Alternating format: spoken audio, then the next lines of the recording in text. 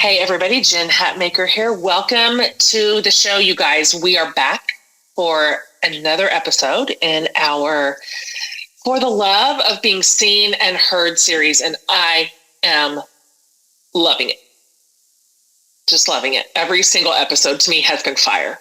We're basically hearing from women who are simply paving the way for us in a million spaces. Like they are bringing things to light that maybe are not the popular or privileged ways in which to think, or they're giving us permission to claim our space in the world without shame and hesitation. And they're advocates. They're leading the charge in all kinds of areas, normalizing mental health issues, giving us permission to live out our grief, showing a path forward in the face of racism or gender bias, advocating for people. It's just incredible women in this series. And I'm so in awe of them, and I'm learning from them, and I'm proud of their work. And I want you to know who they are. So our guest this week couldn't come at a better time for me. I mean that. I really mean that. Like, the area in which she works, I would say, if I'm just being honest, is probably the area that just personally, in the privacy of my own brain, takes up the most real estate that I don't want to give it. The most negative real estate, I should say. And I know, because this is a conversation that we host in our community frequently, that a ton of you feel the exact same way. First of all, we have been groomed to feel that way. We have been conditioned to feel this way. And it's going to take concerted effort to push back against it. So one of the things I mentioned recently, if you follow me on socials, is that some things I wanted this summer intentionally to do more of and less of. I wanted to treat summer with intention. And so one of the things that I wanted to do more of is just move my body, like in any way that I like to, not in the old yucky way. Like I can feel it physically. I have not really moved this entire calendar year. And so I'm achy and I'm stiff and I have no flexibility. But really for me, the biggest thing is that I can just feel the stress and anxiety that has just built up in my body from life, and I've given it nowhere to go. So I've just metabolized it, and I know it. Like I feel it internally. And so movement is a processing tool for me. And I've been doing Pilates, and I can talk about that later. But I tell myself regularly in the middle of a class, I'm like, this is good for your mind. I tell you that even like if I'm struggling with a pose or with a movement, I'm like, it doesn't matter. It doesn't matter if you're getting this exactly right. This is good for your mind. Okay. Additionally, one of the things I want to do less of is obsess about bad body stuff.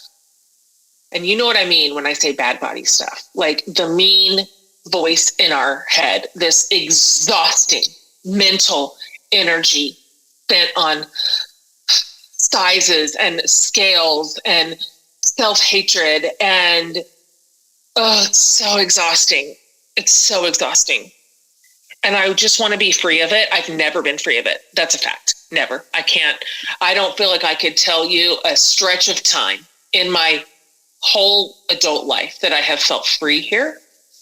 And I know that a lot of us haven't. And so when I tell you that our guest could not be visiting us at a better time, I mean it personally. Like, I hope this is useful for you, but for me, it's incredibly useful. So she is the queen when it comes not only to moving in a healthy way. By the way, her bio on Insta says she's the Beyonce of yoga. But she is entirely about kicking the bad body stuff completely out of the conversation. She started teaching yoga on Instagram, like back in 2012, because, well, I'm not going to steal her thunder because she walks us into that, but she didn't see anybody who looked like her teaching yoga. who had a body like hers, who was Black like her, who was queer like her. And so she has become this powerful voice, really, for wellness and body acceptance. And this is her work in the world. This self-love, no matter our size or shape. And so today we have Jessamyn Stanley. You guys are going to love Jessamyn. By the way, so you can see Jessamyn talk about her work. I mean, of course, that's how I experience all of our shows. And I think it's premiere. So if you just feel like watching them, hop over to YouTube. But Jessamyn co-founded The Underbelly, which is this really unique and highly inclusive digital wellness experience. And it features a lot of stuff, but including yoga classes that she teaches. And her first book was called Everybody Yoga. Let go of fear, get on the mat, love your body. And I mean, if that isn't indicative of her personality and energy, I don't know what is. But her second book is called Yoke, My Yoga of Self-Acceptance. And she talks a little bit about both. And it's just this honest, very funny book. She's funny, based on stories from her life. And she tackles imposter syndrome and the American yoga industry, which she says prefers to debate the merits of cotton versus poly blend leggings over owning up to how non-inclusive it is. And she's just really vulnerable about her own ever evolving path to self-acceptance. And I walked away from this conversation feeling, I don't know if this is going to translate. You'll have to just listen to it to see what I mean, but just kind of settled. Like I just felt a little bit settled. I felt like I kind of exhaled a little bit. She has this way of being in the world. And I don't know, it was really calming and hopeful. And Jessamyn just reminds us that we love ourselves first, and then we're able to love one another well. Anyway, it's a beautiful conversation, and I think you're going to love her, and I'm excited to introduce her to this community and her work, which I hope you will immediately onboard to as soon as you finish this episode. And so without any further ado, welcome the vibrant and honest and inspiring Jessamyn Stanley.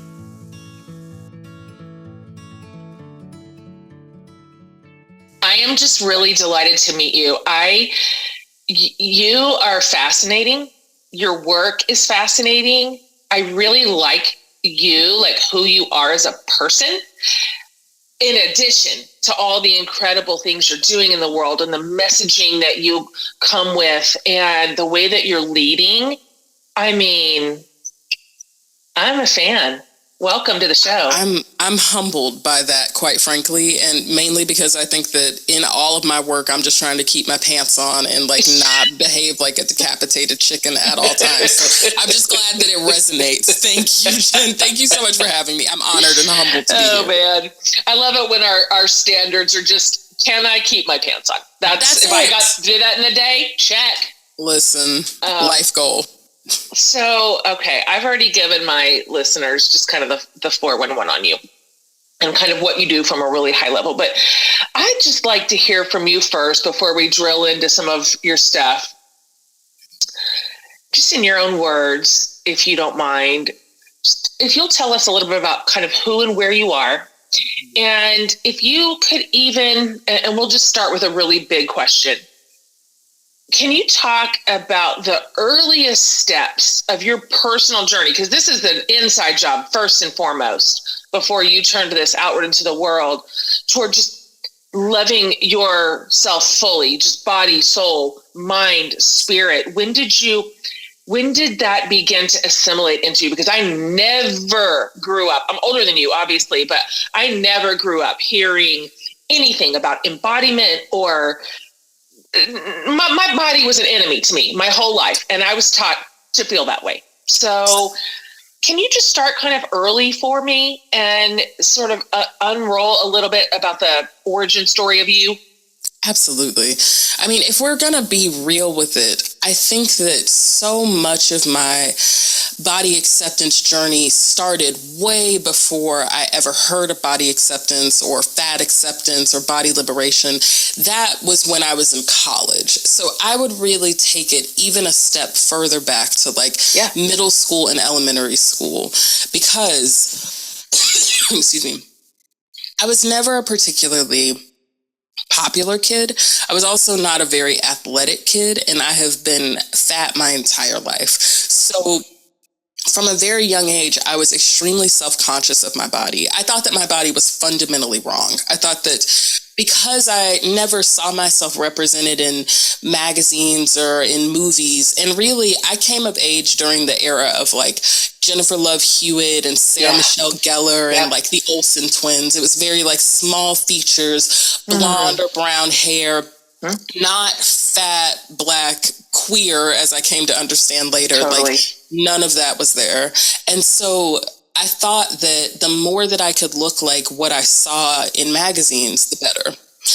And I think of middle school because that was a time when I was really heavily bullied. And that experience for me, looking back, was one of the greatest experiences, because what it was actually teaching me is that everyone is self-conscious about their body. There's no one who is not self-conscious. And the person who bullies is having the most traumatic experience. That only comes from sadness. But I think it's fair to say that I didn't understand any of that at the time.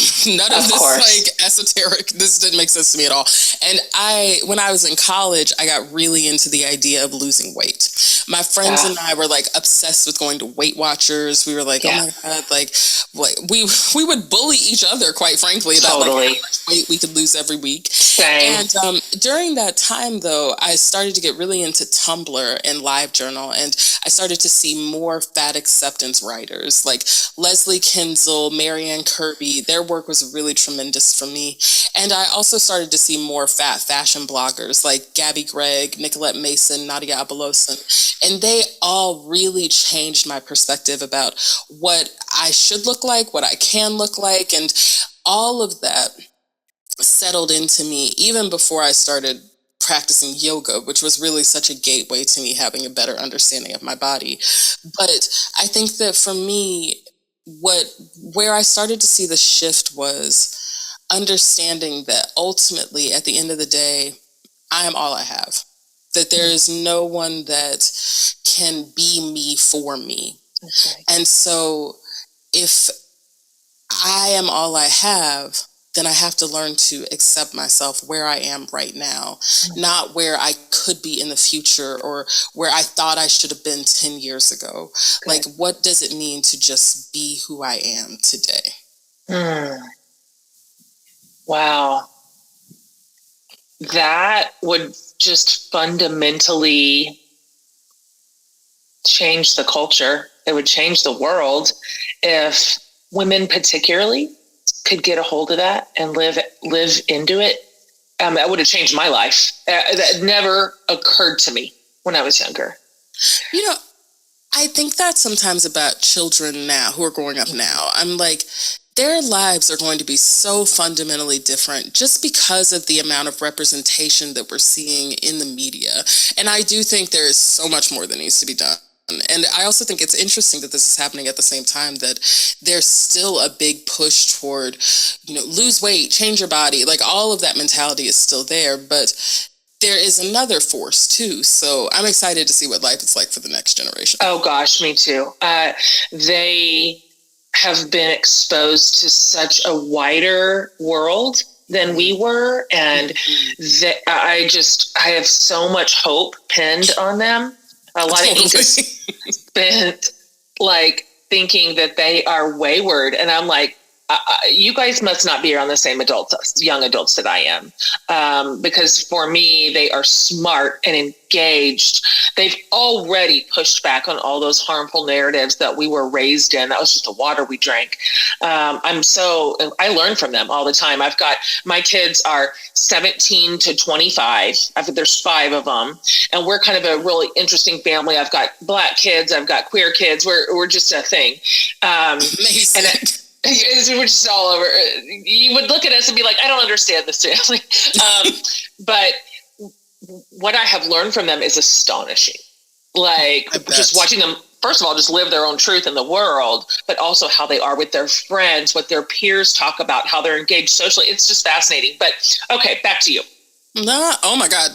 I just, I'm just struck by like this, because, okay, I work with a lot of mothers, and I'm always thinking about how their children are teaching us, that I'm like, wow, we're really just showing up and just trying to offer something, anything to them, and they are offering us these incredible lessons. And I'm just thinking about your family and the beauty, the bounty of lessons every day. And maybe we have another conversation about that later. So many questions. Totally. Absolutely.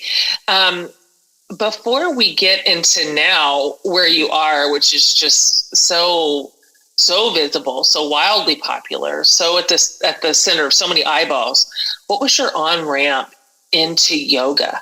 How did that start for you? Because it's such a specific practice. It's such a unique space. And as we're going to get into, and in this conversation, it's homogenous, and it's privileged, and it's inaccessible.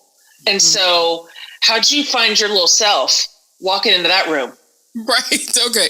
Yeah. So I literally never thought that yoga had anything to do with me. Like, I thought that it was for thin white women. I will say that I was familiar with the work of Diane Bondi and Anna Guest Jelly and other curvy yoga practitioners, but I did not see them in my day-to-day life. So to me, yoga was like for thin, rich white women.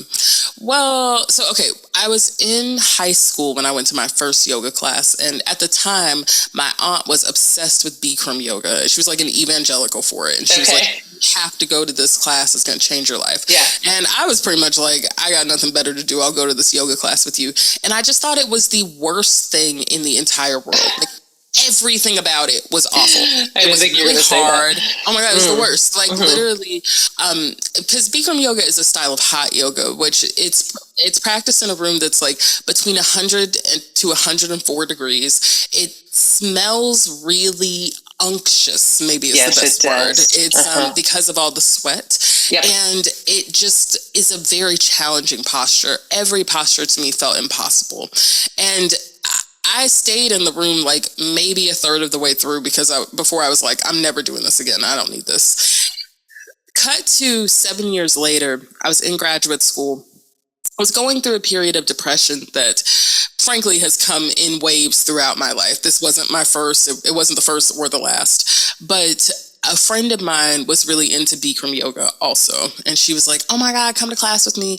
And I was like, I know I'm not going to like that. I've already tried it before. It's not for me.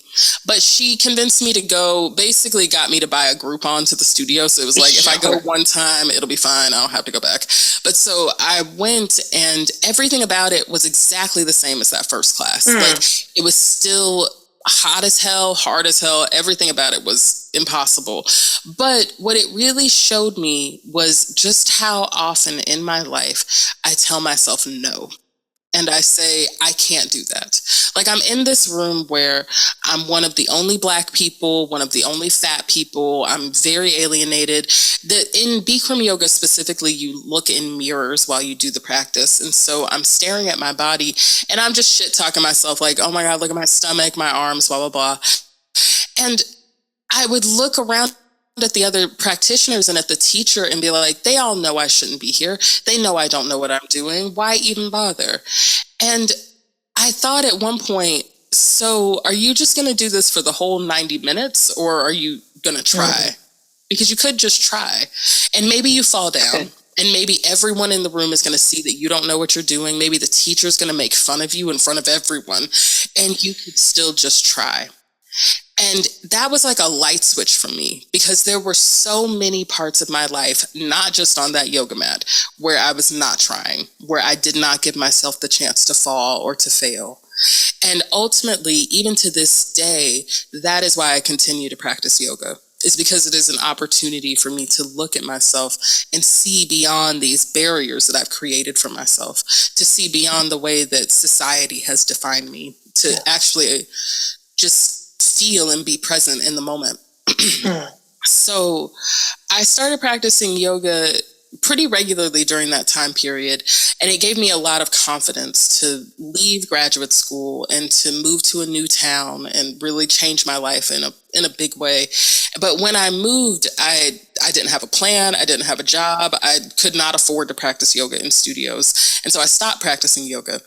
And during that time, a bunch of things happened. But one of the things that stands out to me is that my aunt passed away very unexpectedly. And I just found myself sliding into a place of depression. And I was like, what was making me feel good before? Yoga? Okay, I just have to figure out how to do this at the house. And by that point, my partner and I had moved into this little apartment, and there was like no space in this apartment, but I literally would push all the furniture out of this one corner of the room and I had my dad's old Pilates mat, and I would roll out that mat, and I knew some postures from the Bikram sequence, and I would just do those postures, and it just became my medicine. And I, over time, wanted to track my progress and look at my practice more critically. And I started taking photos of it, which that in and of itself was a revolutionary practice for me because, like, as a fat person, and frankly, as a person who has been ashamed of her body, there are whole years of my life where I have very few photos of myself because I was so ashamed to be seen. So to take those photos was like a really big deal for me. And I started sharing them on social media because I wanted to connect with other yoga practitioners. Because when you practice yoga at home, it can be very alienating and isolating. And I just wanted to feel like I was connected to other people. And I thought that I would get feedback like, oh, this is what my downward facing dog looks like, or like, here's how you should have your hands in triangle pose or whatever. But mostly I had people be like, I didn't know that fat people could practice yoga.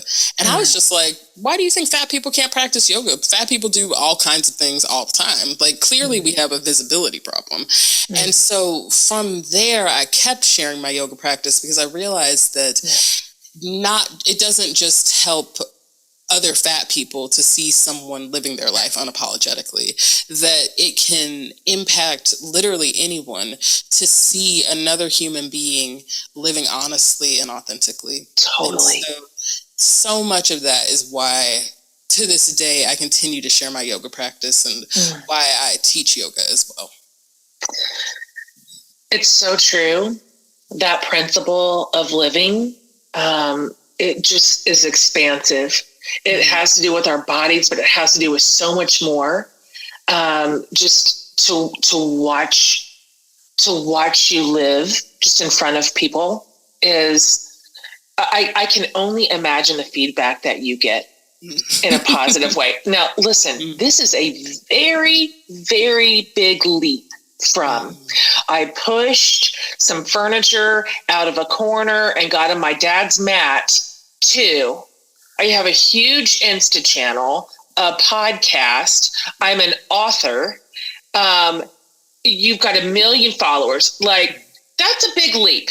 Can you talk about it? Because, I mean, when you very modestly say, I shared my practice online, it is not at all indicative of what you've actually accomplished, what you have done, how your work has grown, your visibility has grown. You are wildly successful. So if you could just go back a couple of steps and be like, here's how I got off my dad's mat. And now I have this whole deal. Because you kind of imagine this, right? I mean, you didn't set out to, no. This is beyond imagination. Yeah. Yeah, absolutely. I mean, I definitely did not think like, oh, I'm going to be a yoga teacher. Like, even that really anyone would engage with my content. Like, I've been posting on social media since, frankly, before it was called social media. Like, I was on blogs and stuff when I was in middle school and high school. And to me, as an introvert, it was very much like the only place that I was able to make friends easily and connect with other humans. So starting my Instagram, and I got on Instagram whenever it first came out. So at that time, it was like really just college students. And like, it felt very informal, very much just, I want to connect with other humans. And I started to see a lot of traction, but even in that, I still just didn't feel like this is what my life is to be. Like, I studied arts management in graduate school. I went to culinary school. I was very much down a different road.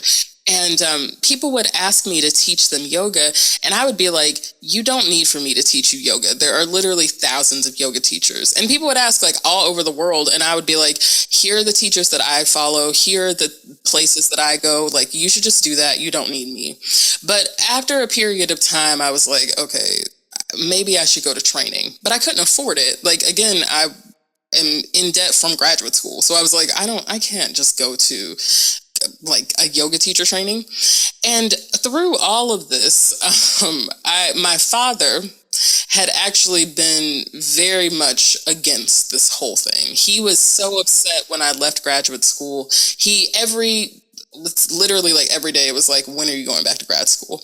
And so one day I was talking to him, and by this point I'd been featured in some press, and I can't remember exactly what had happened. Let's say it was People magazine. But he said, well, your mom told me about this People thing. So, what's going on with this yoga thing? And I was like, well, I think I should probably go to training, but I can't really afford it. And he was like, well, how much money does it cost? And I was like, it's $3,000. And he was like, well, what if we could help you find that money? Because it seems like you should go do this. And I was like, if this guy is saying that I need to go to teacher training, that is the universe. Because let me tell, there's no one in this universe who cares less than Jesse Stanley. So I was like, okay, I'll go to training. But even when I went to training, I was like, I don't know that I'm going to actually teach. Like, maybe I can just teach the people who have explicitly asked me to teach them. So, but I will say that when I went to teacher training, and this is going to sound hyperbolic, but I really had my soul cracked open. And I came to understand why everyone should teach yoga, their yoga. Because one, yoga doesn't just mean, it's not just an exercise. Ultimately, the practice of yoga is a practice of balance within the self. And the way that I understand that practice is not going to resonate for everybody. But it might resonate for even one person. And if it resonates for one person, and then they share the practice with even one other person, that starts a ripple effect wherein we start to live in a world that moves from a place of compassion and love as opposed to fear. And right now we live in a world that is run by fear.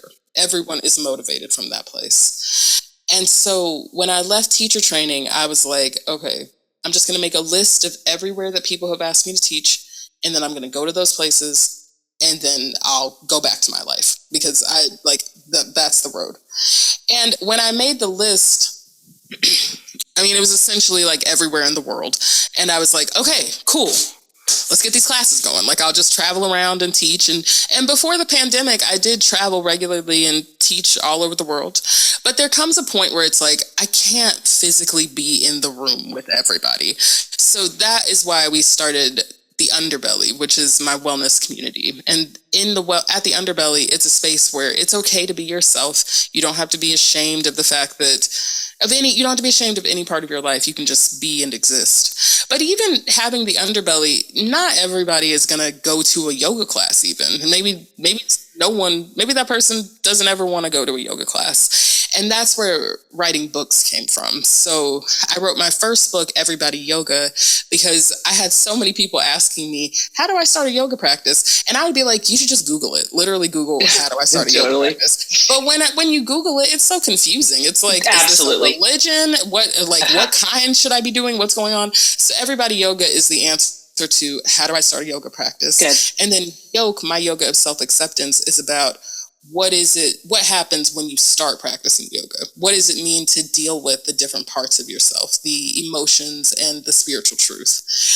But even with that, not everybody's going to read a book. Not everybody's going to go to a class. And so that's where the podcast, Dear Jessamyn, came from. Because the idea is that your most important yoga teachers are not going to be teaching you on a yoga mat. Your most important yoga teachers are your lovers and your friends and your children, ultimately. So it's a podcast where we talk about relationships, and specifically polyamorous relationships. But everything is coming from this place of let me try to get to all the people that have asked me to teach them yoga. And over time, there has been a growth in terms of just the sheer scope and scale of who I'm able to communicate with. But I don't really think that much about reach at the end of the day. I have to as a business person, I have to think about it. But in general, my preference is to just be like, I just want to teach what I've been asked to teach, and I want to move on with my life. Okay. We're right in the middle of summertime, and this can be a season of spending, like with vacays and staycays and concert tickets and swimsuits and kids out of school. Like the list just goes on. But are you spending the right way or the responsible way?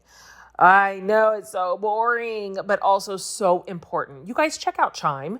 They have an online checking account with tons of benefits that literally millions of members love, like fee-free overdraft up to $200. Plus, you can get paid up to 2 days early with direct deposit, all while managing your money on the go, like 24/7. With Chime, you have access to more than 60,000 fee-free ATMs. That's more, you guys, than the top 3 national banks combined. You can even pay family and friends super easy through Chime, no matter what bank account they use, and cash out your money fee-free. It all just means kind of more time and money for whatever floats your boat this summer. And of course, with Chime, there are no monthly fees, no minimum balance, no deposit required to become a member. Sign up for Chime today and make this summer the best one yet for yourself and definitely for your wallet. Get started at chime.com/forthelove. That's chime.com/forthelove. Chime is a financial technology company, not a bank. Banking services and debit card provided by the Bancorp Bank N.A. or Stride Bank N.A. and members FDIC. Eligibility requirements and overdraft limits apply, and access to direct deposits up to 2 days early depends on the timing of the submission of the payment file from the payer. Out-of-network ATM withdrawal fees may apply. This episode is sponsored by BetterHelp. This conversation with Jessamyn is just so dang good. Frankly, this whole series on being seen and heard is next level. And it's also an earnest reminder that sometimes, even often, we're faced with tough choices. All of us, really. Sometimes the path forward isn't that clear at all. So, really, show me a human person who hasn't dealt with this. Decisions around, you name it, career, relationships, family, so many things. And I've been there, of course. And therapy helped me. It helps you stay connected to what you really want while you navigate everything life throws at you. So you can move forward, not just with confidence, but even like excitement. I've learned that trusting yourself to make decisions that align with your values is like anything. Like the more you practice it, the easier it gets. And so if you're thinking of trying therapy, just think about trying BetterHelp. It's entirely online. It's convenient and flexible, suited to your schedule. Just fill out a really brief questionnaire and you'll get matched with a licensed therapist. And you can switch therapists at any time for no additional charge if you need to. So let therapy be your map with BetterHelp. Visit betterhelp.com/forthelove today and you'll get 10% off your first month. That's BetterHelp, HELP.com/forthelove. It's amazing. And it's not surprising that this many people are just so attracted to you and your work and your teaching. And I want to talk about, I'm obviously I clearly come from a place of privilege for a million reasons. And it was a learning curve for me over the last decade to discover and find out, because I'm generally in the majority culture in the room, of course. And so learning how narrow the target audience is for just self-care options and wellness in general. Wellness, even with all of its tendrils, therapy, counseling, all the things that care for our souls and our bodies is historically just such a privileged space. In 2020, I interviewed Dr. Shaniqua Walker Barnes. She's a psychologist, and she and I talked a lot about the just the anxiety and the trauma carried in the bodies through generations of Black Americans, which obviously impact their ability to flourish already just on generational trauma. And she was telling me in that conversation, of course, she'd grown up, she'd never even heard of yoga. And of course, when she did, there weren't spas or studios or wellness practices or really anything like that accessible in her community. And so, and I'm throwing a bunch at you right now because I want you to take all of it. No, you're not. I got you. Yeah, please. She also talked about, this cultural notion that has a lot of traction still, even though Black women have so vocally pushed back against it publicly, but where Black women are viewed as strong, right? Mm-hmm. Which, of course, they absolutely are. But when we only view Black women as unshakable, right, as able to endure whatever trauma, whatever continuous trauma, we take away their right to vulnerability, to softness. We take away their right to be gentle, to care for themselves, to be cared for by someone else even. And so this is a long lead up, but I just like to hear you talk a little bit about your perspective around these ideas, particularly inside the culture of Black women, although of course it applies to men of color too, obviously, but just your experience with the wellness movement in general, how it has been positioned and to whom and for whom, and the reversal that you are working on as a leader inside a community that has been built for privileged white people.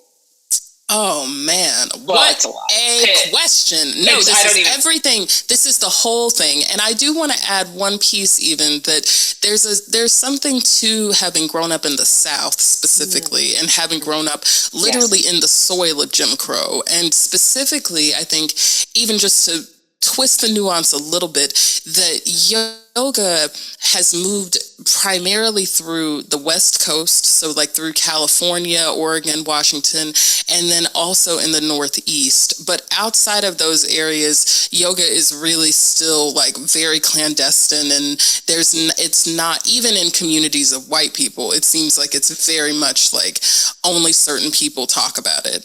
But certainly growing up Black in the South, there was no emphasis on self-care at all. There was no emphasis on mental health whatsoever. It was 100% about survival and trying to just make it. So that even now to this day, there is a lot of stigma around wellness in general, a lot of stigma around mental health. And yoga, there's a whole thing around like religion and God and whether or not it's satanic, and there's so much there. And I think that for me, it's less about reversing anything. So it's not about like whether or not thin white people should be able to practice yoga. It's more like, how can we make sure that everyone has access to the resources that they need to survive?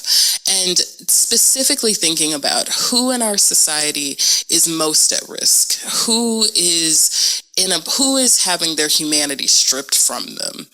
And I think when I think about that, I'm immediately thinking about those who are incarcerated, those who are in peril or in need, those who are experiencing homelessness, like anything like that. It's like we really need to focus on making sure that everyone knows that they are human and that they deserve, that by virtue of being alive, that they deserve to exist. But I think that, as a Black woman, there is this piece where we are not allowed, in the mainstream, we're not allowed to be gentle or soft. Right. And we're not allowed to have feelings, frankly. The expectation is that we will carry the load and that we will carry everyone else's load, and that we don't deserve the same things that everyone else does. And I think that there's a compassionate Cancerian part of me that wants to see that.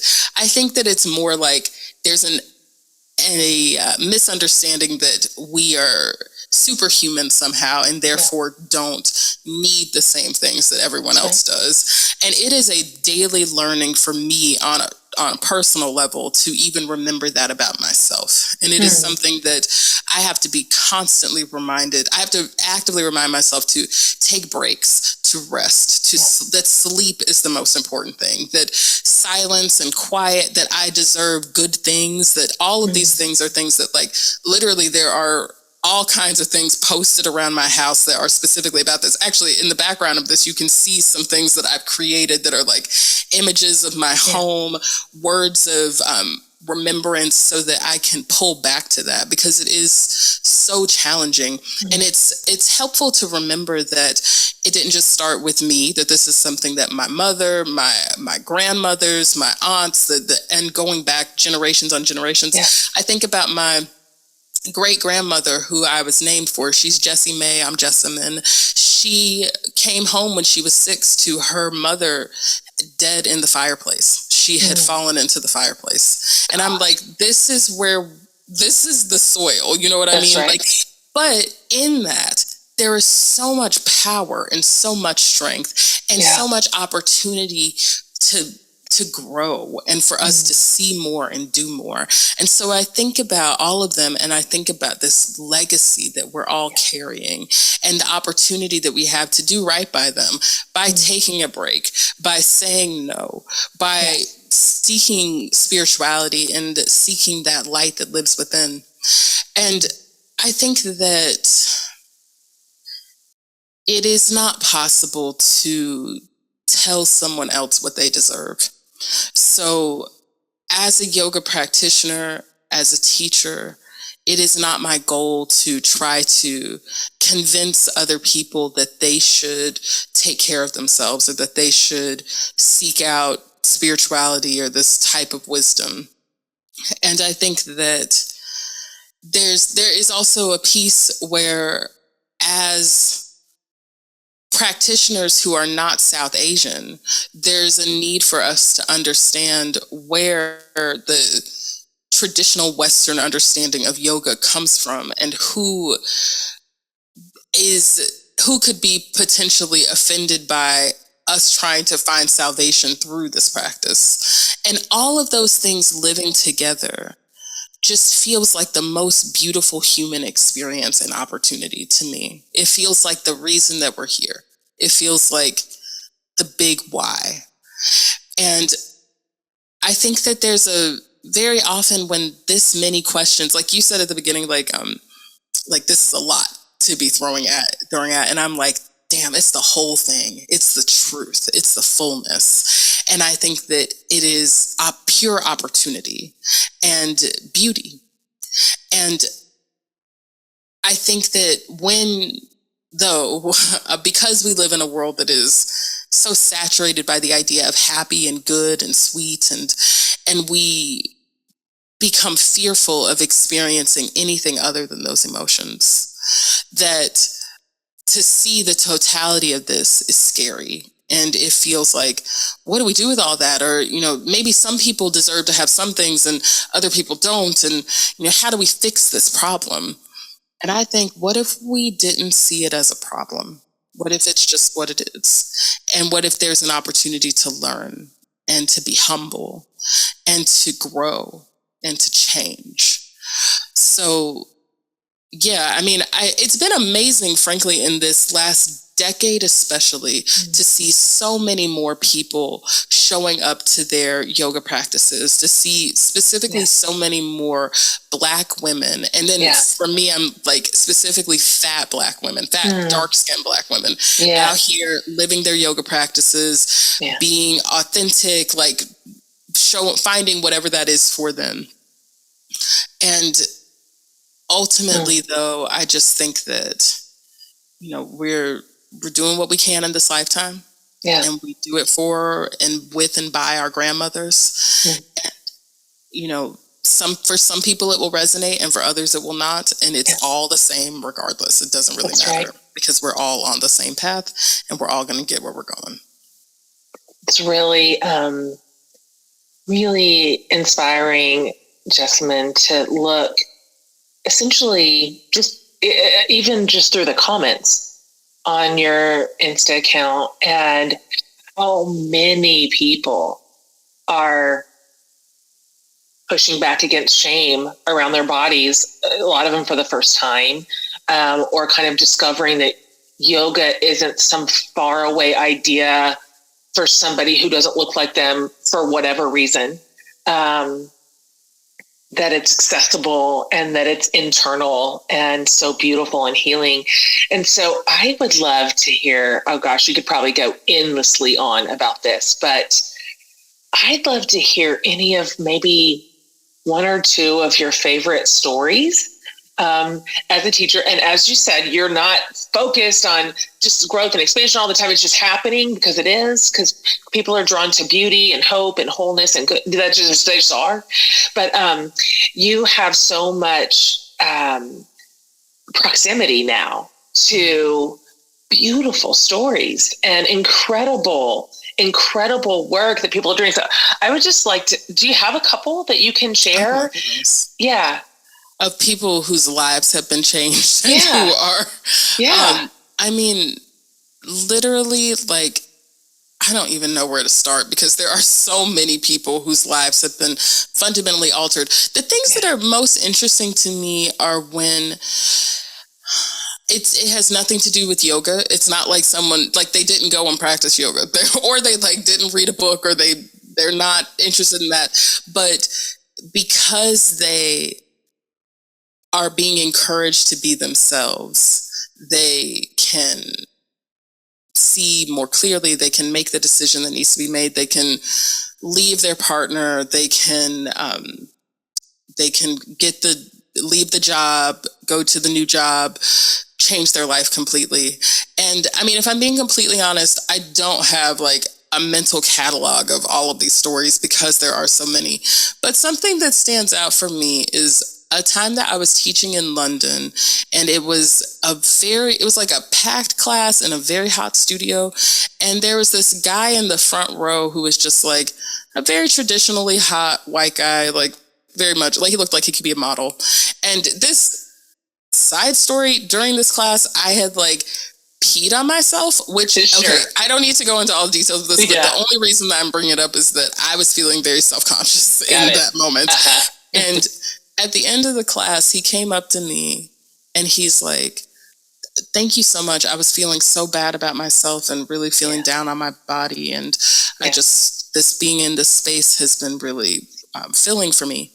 And I was just like, totally. This guy has body issues. Like, it was like, this is somebody who I think that when we talk about body acceptance, we're not talking about this guy. Like, in general, I think that we're like, oh, body acceptance is something for fat women who want to feel good about themselves. And it's like, no, everybody feels ashamed. It goes back to what you said at the beginning of the show about middle school.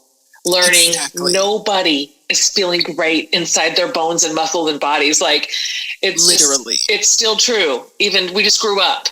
Literally. Right. Here's this hot Chris Pines lookalike coming up to you saying, this meant so much to me because I feel bad about how I look. Exactly. Just, a lot of us are in this together. But I think that something also that stands out to me, specifically in response to my book, Yoke, is the number of Black women who have said, thank you. To me, I have felt the need to say thank you to them because it is so scary to talk about our experiences. It's scary to acknowledge to yourself that is what's happening. And I think specifically when we talk about internalized racism, it's very scary because we live in a world that is very much focused on, when we talk about racism, it's very much about like, you know, how can white people do right? It's hard to talk about as a Black person, what it feels like to accept that I was bred to hate myself. And so to connect with other people who understand that experience fully, to a place where when they're reading the book, they're literally like, it's not like this is a new idea. It's like, I just see myself. That has meant the world to me. And I think that that is the kind of self-awareness that it's not even necessarily about seeing a change in the long term. I think so often we're like we want to look for those big moments of like, yes, I'm gonna leave my husband, or I'm gonna like get a different job, or whatever the thing is. But sometimes it's being able to see a really hard and ugly truth about yourself and not turn away and not say, I just don't want to feel this, I don't want to look at this. It's saying, this is who I am. The fullness of myself is ugly and complex and sad, and I'm going to choose to love that too. I have just the thing for you. Jen Hatmaker Book Club. We are going on our 4th year of clubbing, and it is just one of my favorite things. We read the best books every month, thought-provoking, entertaining, fun, important, meaningful. I always love it when our members say they would never have discovered or read a book were it not for book club. But the real party is in our private Facebook community.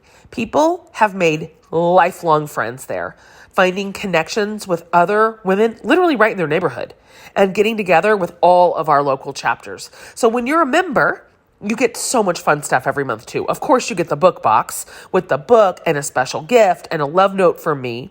But you also get a whole bunch of digital resources like discussion guides, custom content, music playlists from our authors. That's one of our favorite things. I also host video podcasts with our authors from each month, as well as Facebook Live chats where you have a chance to get on Zoom with me for our month book talk. And you get special access to events, meetups. It's so fun. We are your people. Come join us. Use the code READ, READ, for $5 off your first month at jenhatmakerbookclub.com. Let's say you could see the future, or you could make it, you could craft it even better. What do you see as a world where people have access to affordable self-care that is non-shaming and actionable for everybody and everybody, regardless of any of it: shape, gender, affiliation, size, color, location, geography, income? I mean, we're shooting for pie in the sky here, obviously, but what are some of the things that would have to change? And I'm casting an eye specifically on the sort of wellness and self-care industry, yoga specifically inside of that, as is. What would it look like to make this different in a way that would really serve us all, particularly, as you said, our most fragile neighbors, the ones who need the most amount of care and get the least? I want to say a few different things that I have seen happen that I'm like, let's just do more of that. Great. One time when I was in Washington State, I was a guest at a yoga class that was taught in a prison, and it was in a women's prison, and it was a part of a program where it was a yoga teacher training that happens in the prison system, where people who are incarcerated are the teachers and they teach each other how to practice yoga. And I'm like, let's do more of that. Let's have more programs where we are empowering everyone to take their own agency and to make change with it. I'm thinking about the number of free yoga classes that are all over the world at this point, but I think there cannot be enough accessible yoga practices wherein we are making it possible for anyone, regardless of how much money you have, to be able to find this practice for yourself. And then something that I have never seen, but that I would really love to see, and that I think would make systemic generational change, is mindfulness classes that start from kindergarten or maybe even before kindergarten. But having some sort of programming in schools that is about how to tune into yourself and that gives you different tools as you get older, so that whenever you leave high school, that you're able to step into adulthood in a way where you know that compassion can be found within yourself. That kind of tool, I think, would create really lasting generational change. But I think the main thing is that we have to see each other as valuable. We have to see, and in order to see another person as valuable, we have to see ourselves as valuable. And I think that to understand that on a government level that's really the next step for us, but it has to start from an individual level. I love that vision for a million reasons. So wrapping up here, what are you working on right now, or what are you dreaming about, or what are you eyeballing a little bit where you think I want to move into that space, or I want to try that, or maybe it's just steady as she goes, because you've already got a lot. You've got a lot of slivers of the pie chart already spoken for sure. Or maybe it's do less. That's right. Totally. Yeah. I think that at this stage, steady as she goes is exactly the way to put it. I really want to be mindful and conscious of the community that I'm building and that I'm a part of, and being really tapped into the underbelly community, understanding what it is that we are doing there and why, and what is the lasting generational change that can and will come. That feels like the full, like if my focus is anywhere, that is where it is. And that is extensive and expansive, and there are so many different parts of understanding what yoga is and how it can impact society. There's a lot there, but I think that for me, the focus at this point is to pull back from Jessamyn Stanley and the idea of what it is for me individually to be witnessed by other human beings, and to see how I can use my light to shine with and for and by other people. And that does mean, it means more books, it means bigger projects, it means TV, it means movies, all these things. But really what it is I have a light that shines within me, and I would like to shine bright in community with other people. You're doing it. You're absolutely doing that. You're an incredible hype person, Jen. I need this energy. Thank you. It's really profound, beautiful work. I'm just proud of you. And it gives me just hope. You said earlier, and I think about this all the time, we're in a fear culture right now that is so disruptive. It's so disorienting, and it's so disconnecting. And sometimes I'm tempted to despair because it's hard to see a path out or through.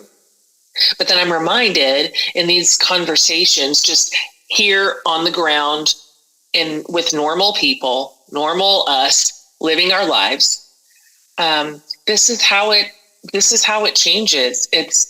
It's one little space at a time like this, one community of inclusiveness and acceptance at a time, and one message of love and compassion and dignity at a time. And that's really the stuff that's always changed the world. And so I keep waiting for somebody at the top to do the right thing, and that's folly. We're the ones we're waiting for.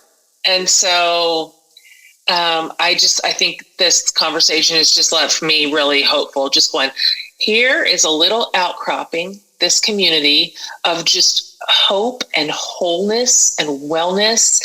And it's just beating back the darkness, just as best we can. We're just normal people, but it's incredible to watch. That's it. There's one little piece, if I can say, I feel like there's this thing of like beating back the darkness. And then I think that the darkness becomes so all consuming. As you were saying, like there's so much, it's scary. The world that we're living in is scary, and it is dark. And I think in a lot of ways it's going to get worse before it gets better. And for me, though, there is this incredible power that comes from just letting the darkness be there and just letting it be all consuming, because that is where the light really is. And that's how it shines so bright. That's where I see it.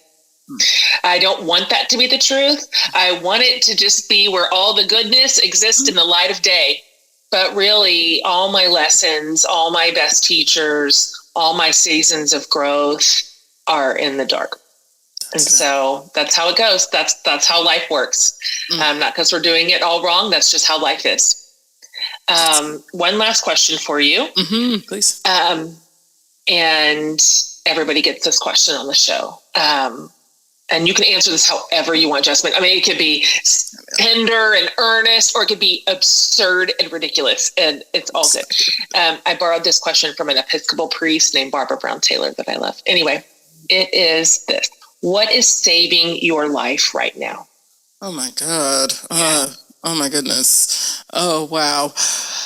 So many things. Okay, Stanley, be succinct. You got, something that is saving my life right now is going for a walk with my dog after work every day. Oh, I love that. I love that so much. He is my greatest teacher. He reminds me of how life is meant to be lived. And we walk in this place where there are so many beautiful flowers, and it overlooks the San Francisco Bay. And I'm just like, yes, that is what life is. Oh, that feels good. That felt good in my bones just to hear you say that. What kind of dog do you have? A little Chihuahua. He is the tiniest little thing. He's Baby Shark. He's at the Baby Shark Club on Instagram, if you're curious about Baby Shark. I can't. Thank you for being on today. Would you just tell my listeners, because this is so resonant in my community, and where to find you, how to be a part of your incredible community that you are building and have built already, your books, really just all of it, because you have so much, you have offered so many incredible resources to the world. And I want every underbelly, of course, I want everybody in my world to know exactly where to find you. You can find me on social media at My Name is Jessamyn on Instagram, at Jessamyn Stanley on TikTok, on Twitter. And you can find my books where I'm teaching all of that at JessamynStanley.com. And you can practice yoga with me at The Underbelly Yoga. And you can try a free 2-week trial at TheUnderbelly.com. Perfect.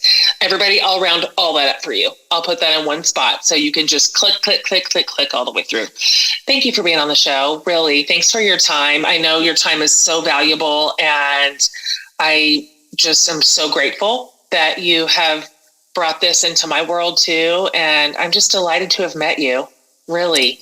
The feeling is mutual, Jen. Thank you so much for having me. I'm looking forward to connecting again sometime soon. Me too.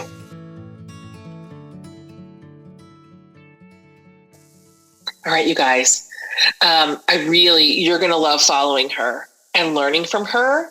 And some of you are absolutely going to want to onboard into her community over at Underbelly. And so over at jenhatmaker.com, under the podcast tab, I'm going to have this whole episode and all the show notes, but I will round up every link she just mentioned, so that you can follow her and see more of her work and resources, and maybe move into her community.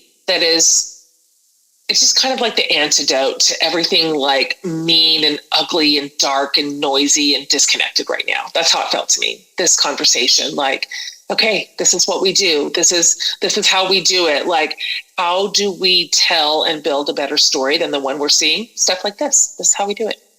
I really, really appreciated her today. So, and also all my guests in this series, I'm so grateful for their work in the world. I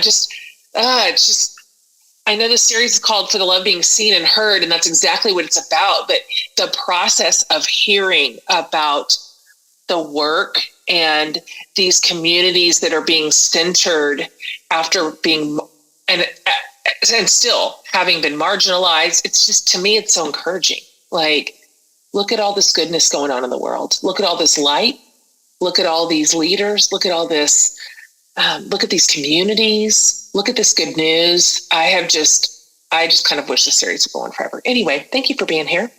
And if you've missed any of the episodes, go back and pick them up because every one of them is just lovely. All right, you guys, see you next week.